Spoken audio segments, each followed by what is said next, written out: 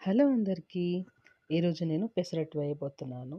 నేనైతే ముందు నైట్ నానబెట్టేసుకున్నాననమాట. పెసర్లు కొద్దిగా బియ్యం అయితే యాడ్ చేసుకొని, ఇలా మంచిగా నానబెట్టేసుకొని, తెల్లారి ఇంకా మనము మంచిగా కడిగేసుకొని నీట్‌గా దాంట్లో డస్ట్ అది ఇది ఉంటుంది కదా! ఒక 3, 4 టైమ్స్ అది మంచిగా వాష్ చేసుకొని, ఇలా అయితే పేస్ట్ చేసుకోవాలనమాట.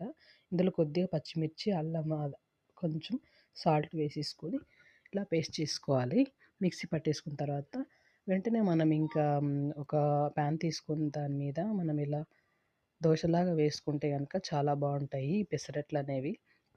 అంటే ఏంటంటే మనము రెగ్యులర్‌గా దోస, ఇడ్లీ, చపాతీ, ఉప్మా ఇలా కాకుండా వెరైటీగా ఇలా పెసరట్టు వేసుకుంటే కొంచెం డిఫరెంట్‌గా ఉంటుంది. మనకి తినాలనిపిస్తుంది.